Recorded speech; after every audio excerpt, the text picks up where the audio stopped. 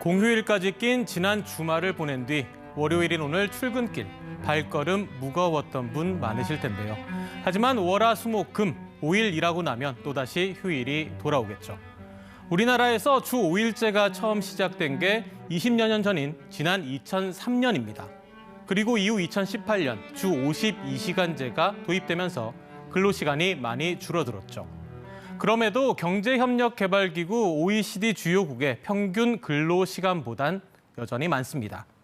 하지만 중소기업과 건설업계 등에선 탄력적인 근로시간 운영을 여전히 주장하고 있죠.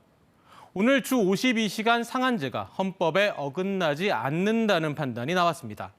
헌법재판소는 고용주 등이 받을 불이익보다 장시간 노동 문제를 해결하기 위한 공익이 우선한다고 봤습니다. 김소영 기자입니다.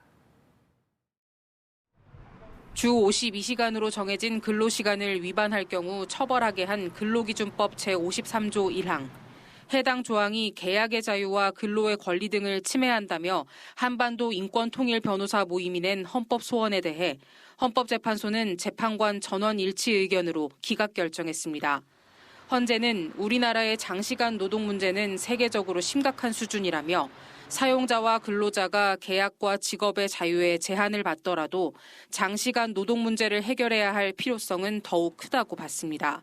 그러면서 주 52시간제 도입으로 발생할 수 있는 영세사업자의 피해 등은 특례 규정 등을 통해 보완되고 있다고 덧붙였습니다.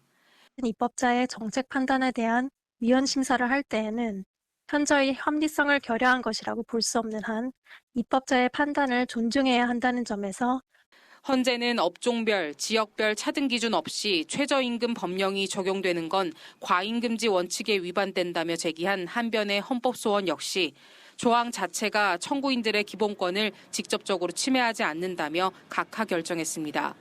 앞서 한변은 2019년 5월 최저임금 인상과 주 52시간제 강행으로 소상공인, 자영업자들이 계약의 자유와 근로의 권리 등 기본권을 침해받는다며 헌법소원을 제기했습니다. KBS 뉴스 김소영입니다.